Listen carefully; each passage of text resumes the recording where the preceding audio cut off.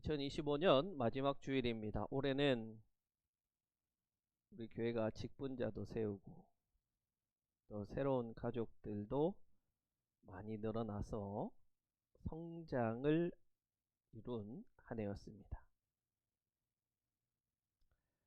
그러나 때로는 눈물 골짜기를 지나가기도 했고 예기치 못한 일들 가운데 참 가슴앓이를 했지만 그 가운데 부어주시는 하나님 은혜를 여러분 삶 가운데 경험하기도 했습니다. 이 모든 과정에서 우리를 붙들고 계시는 주님의 그 신실하심이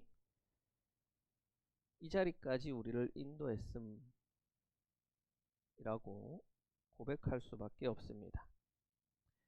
지난 한 해 우리 교회는 꿈꾸는 공동체, 하나님의 일꾼 공동체, 끈으로 하나 된 공동체가 되기 위해서 노력했습니다.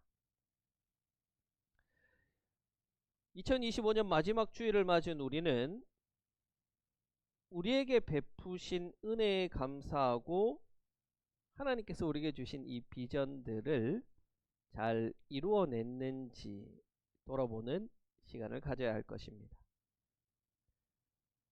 그러나 중요한 것은 올해 내가 어떤 성과를 거뒀는지, 올해 내가 무엇을 했는지가 아닙니다.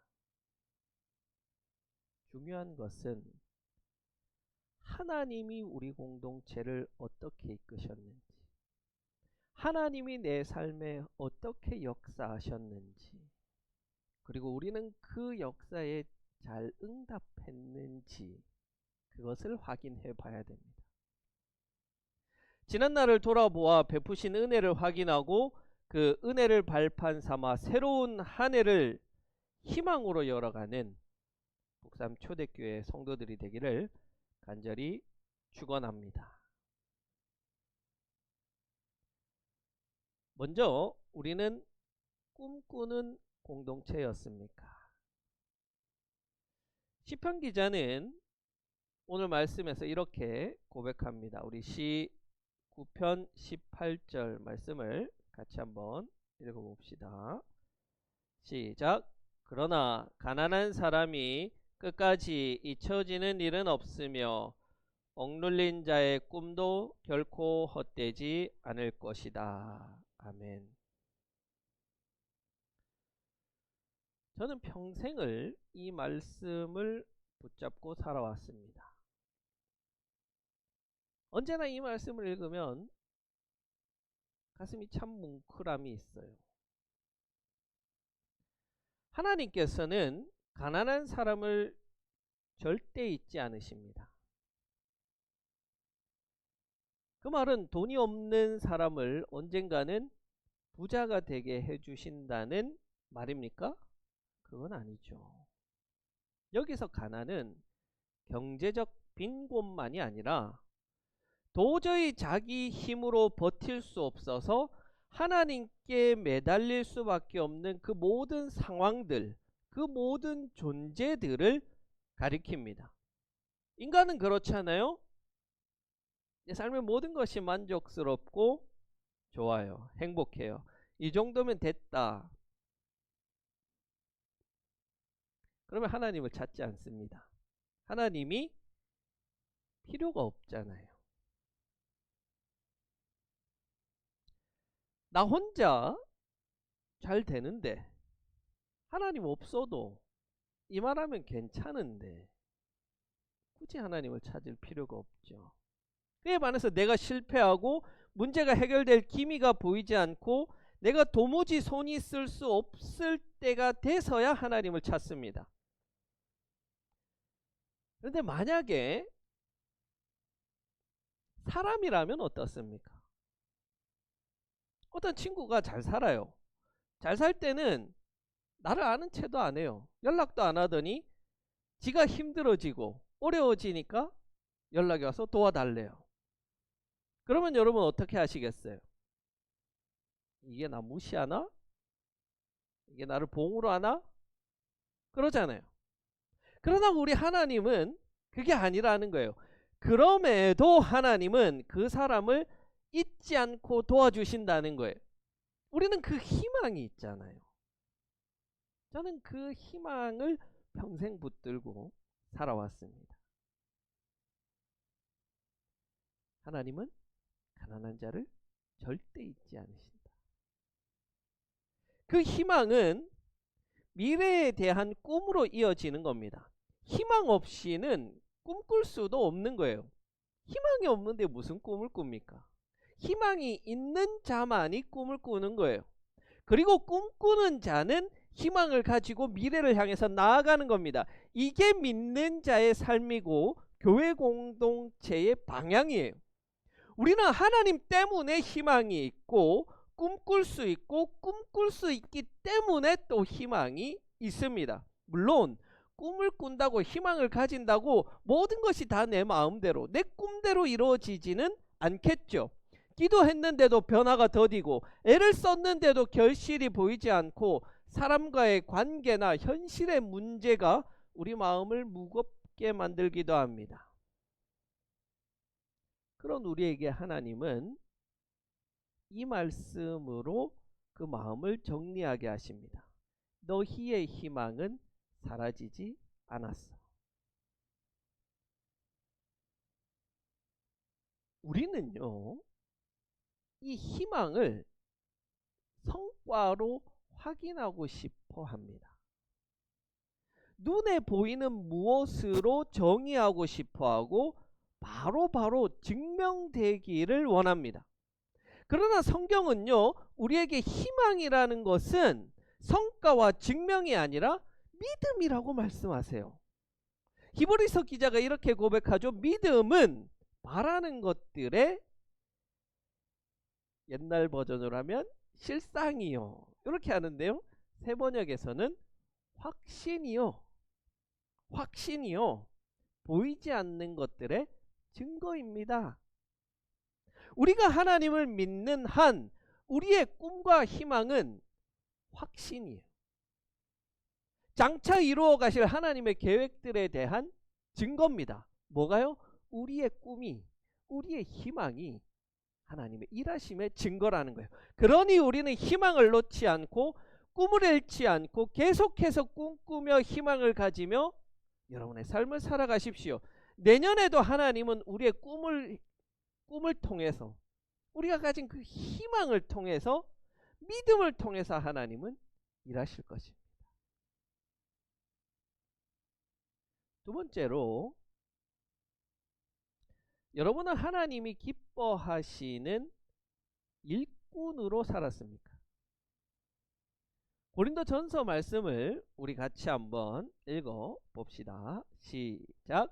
사람은 이와 같이 우리를 그리스도의 일꾼이요 하나님의 비밀을 맡은 관리인으로 보아야 합니다. 일꾼은 두 가지 의미를 생각해 볼 수 있습니다. 먼저 원어로 보면 휘페레타스라는 단어입니다. 이 단어의 뜻은요, 노예예요. 노예.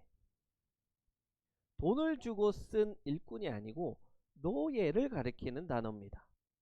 바울은요, 고린도전서 3장 5절에서 똑같은 일꾼이라는 용어를 우리말로 똑같이 번역된 이 일꾼이라는 용어를 뭐로 쓰냐면 디아코노이로 씁니다.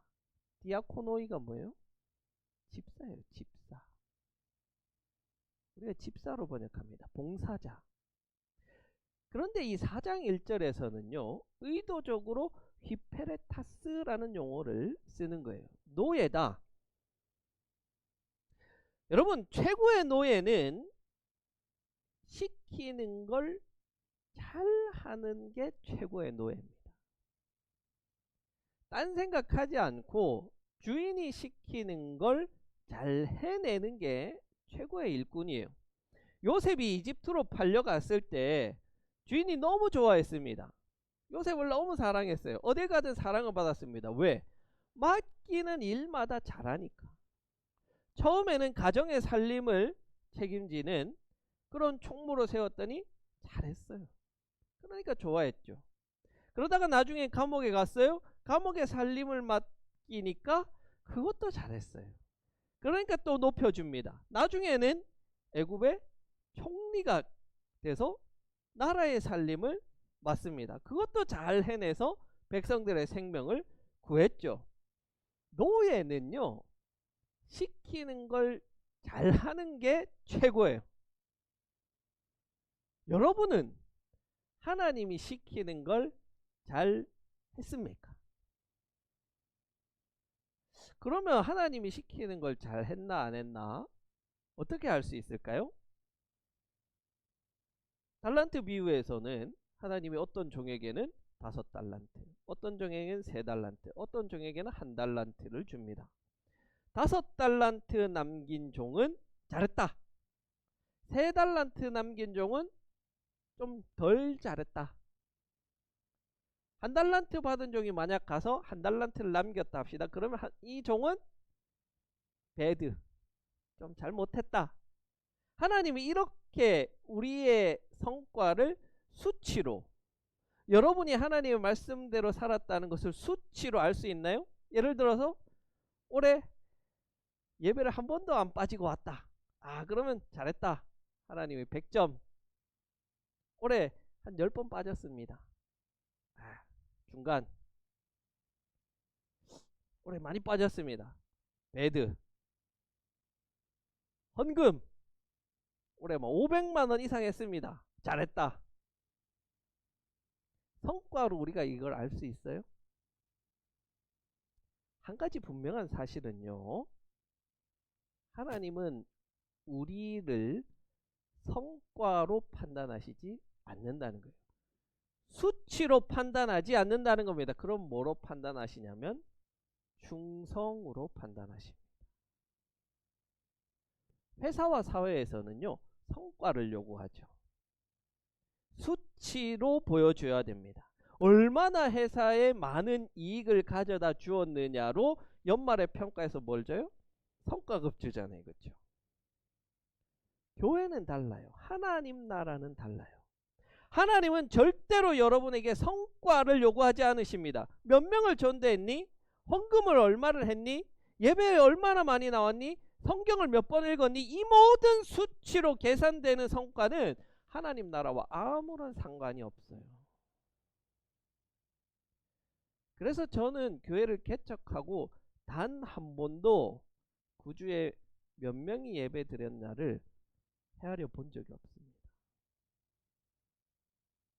그건 저의 성과도 아니고 여러분의 성과도 아니고 하나님께서 하신 일인데 왜 하나님의 성과를 나의 것으로 가로채려고 하십니까?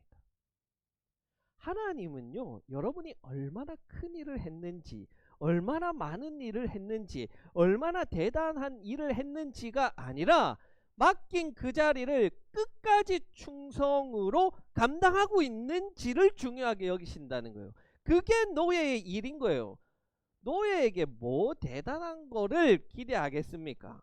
시키면 그냥 시키는 대로 해서 주의 말씀에 충성하면 되는 거예요. 그렇게 한 해를 살아오셨기를 바라고 내년에도 그렇게 주님께 충성된 노예의 삶을 살 수 있는 여러분이 되길 바랍니다. 두 번째 일꾼의 의미는요, 일꾼에서 꾼은 전문가를 말하는 거예요. 그래서 일꾼은 일을 잘하는 사람이죠. 소리꾼은 판소리를 잘하는 사람을 말해요. 살림꾼, 살림을 잘하는 사람. 하나님은 우리에게 일을 맡기시죠. 노예로. 우리에게 할 일을 알려주셨죠. 그냥 일만 던져주시고 해라 하시는 분이 아닙니다. 하나님은 우리 각자에게 맡기신 그 사명에 따르는 재능, 달란트를 주셨어요. 그 달란트를 잘 가꾸고 다듬어서 내게 주신 달란트의 전문가가 되어야 되는 거예요. 그 전문성을 가지고 이웃을 섬기고 하나님을 섬기고 하나님 나라의 일꾼으로서의 사명을 다하는 겁니다. 설교자는 설교의 꾼이 돼야 되고, 집사는 섬김과 봉사의 꾼이 돼야 되고, 권사는 교인들을 돌보고 양육하는데 꾼이 돼야 되는 거예요. 그렇게 하라고 여러분에게 하나님은 직분을 주셨고 그 직분을 감당하도록 하신 것입니다. 아직 우리는 좀 서툴러요. 그러나 제가 하나님을 대신해서 여러분에게 고맙다, 잘했다 하고 싶은 것은, 우리가 아직 부족하지만 그럼에도 꾼이 되기 위해서 많이 노력하는 것이 보이고 수고했다고 칭찬하고 싶은 거예요. 분명히 하나님 여러분에게 이렇게 말씀하실 거예요. 잘했다, 수고했다. 우리 내년에는 조금 더 우리에게 주신 재능을 잘 갖고 닦아서 꾼이 되셔서 믿음이 연약한 이들을 잘 정착시키고 세우고 양육해서 이 공동체에게 하나님이 주신 사명들을 잘 감당해 나갈 수 있기를 소원합니다. 마지막으로 올해 우리는 끈으로 하나 된 공동체였습니까? 여러분의 가정이, 우리 교회가. 전도서 말씀을 우리 같이 한번 읽어 보겠습니다. 전도서 4장 12절 말씀을 같이 읽습니다. 시작.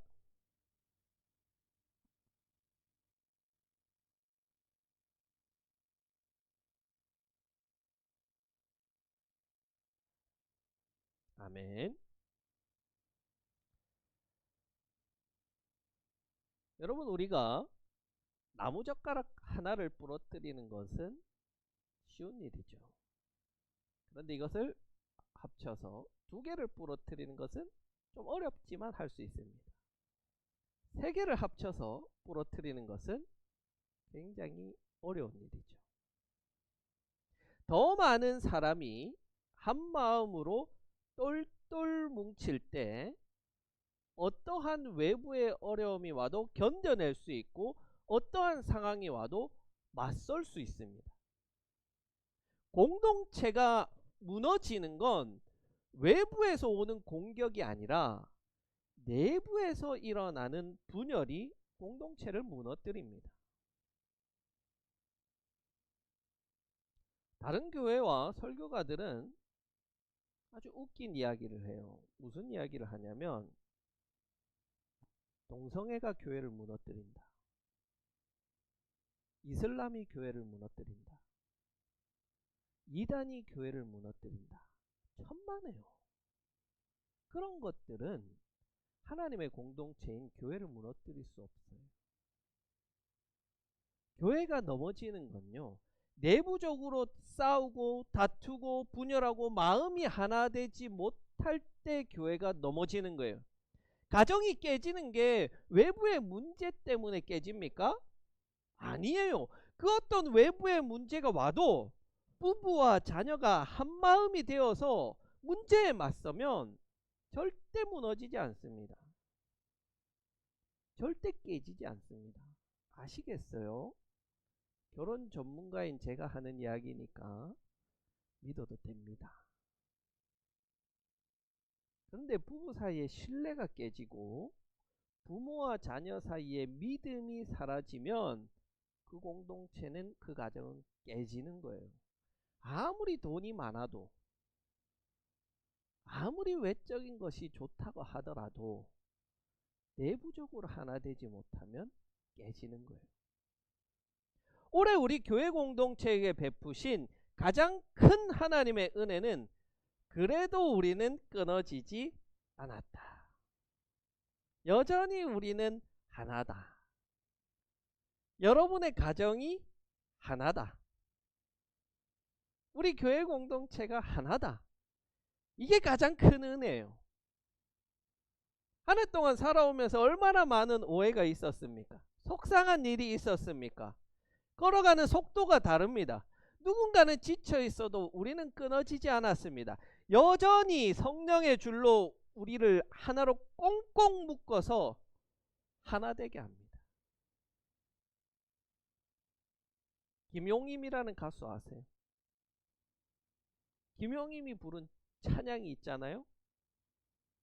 밧줄로 꽁꽁 밧줄로 꽁꽁 단단히 묶어라. 이게 찬양이에요. 이게 찬양이지. 성령의 밧줄로 꽁꽁 묶인 공동체는 깨지지 않는 거예요. 이 찬양을 들을 때마다 이 말씀이 생각나면 좋겠어요. 끊어지지 않는다는 것은 우리 공동체를 하나로 묶고 있는 그 밧줄이 있다는 말이죠. 바로 그 밧줄, 우리 공동체를 묶어주는 그 끈은 우리가 나누는 사랑의 교제, 친교, 이해관계, 그거는요 언젠가는 끊어집니다. 언젠가는 약해져요. 교회를 교회되게, 가정을 가정으로 하나 되게 하는 끈은 그리스도의 사역이신, 그리스도의 사랑이신 성령의 끈입니다. 우리가 여전히 하나 되고 깨어졌던 가정이 하나 되는 것은 부부의 사랑, 교인들 간의 정으로 되는 게 아니라 성령의 역사임을 믿으시기 바랍니다. 올해 성령께서 우리를 그렇게 하나로 꼭 묶어주셨어요. 내년에도 더 강한 성령의 밧줄에 꽁꽁 묶여서 단단히 여러분의 가정과 우리 교회가 세워갈 수 있도록 함께 기도하고 함께 세워 갑시다. 사랑하는 성도 여러분, 2025년 마지막 주일 이 말씀 앞에 우리가 한 번 더 섭니다. 오늘 우리는 한 해를 숫자로 평가하지 않습니다. 성공과 실패로 재단하지도 않습니다. 우리는 그저 말씀 앞에 우리 자신을 세워보는 거예요. 우리는 묻습니다. 우리는 꿈꾸는 공동체였는가? 우리는 하나님 주신 사명을 잘 감당하는 일꾼 공동체였는가? 우리는 성령으로 하나 된 공동체였는가? 이 질문 앞에 완벽했다, perfect 말할 수는 없지만 하나님이 우리를 이까지 인도해 주셨다. 그것 하나만은 분명하게 고백할 수 있습니다. 하나님은 가난한 자를 잊지 않으시고 억눌린 자의 꿈을 헛되게 하지 않으셨습니다. 하나님은 성과가 아니라 충성을 보셨고 무너질 수 있었던 공동체를 성령의 끈으로 붙들어 주셨습니다. 그래서 우리가 지금 이 자리에 있는 거예요. 이게 은혜죠. 사랑하는 성도 여러분, 2025년은 이번 주로 끝나지만 하나님의 이야기는 끝나지 않습니다. 하나님은 여전히 우리를 통해서 일하실 것이고 여전히 우리를 하나님 나라의 일꾼으로 부르실 것이며 여전히 우리 공동체를 성령의 줄로 꽁꽁 묶어 가실 것입니다. 저는 여러분에게 당부합니다. 여러분, 내가 뭐 하지 못했다, 내가 못했다 자책하지 마십시오. 낙심하지 마십시오. 뒤돌아보며 감사하십시오. 그리고 우리 함께 이렇게 고백할 수 있으면 좋겠습니다. 앞에 있는 이 고백을 우리 함께 한번 읽어 봅시다. 시작. 주님, 우리는 여전히 주를 바라보겠습니다. 우리는 여전히 맡은 자리에서 충성하겠습니다. 우리는 여전히 끊어지지 않는 공동체로 살겠습니다. 말씀이 우리를 여기까지 이끌었고 은혜가 우리를 붙들었으며 성령이 우리를 하나 되게 하셨습니다. 이렇게 이루어 가실 하나님을 신뢰하며 다가오는 새해에도 주님의 손에 우리의 가정과 교회를 맡겨드립시다. 주님께서 계속해서 정의를 비처럼 내려주시고 사랑의 열매를 맺게 하시며 우리 공동체를 더욱 든든하게 세워가실 것을 믿으며 주님의 이름으로 간절히 축원합니다.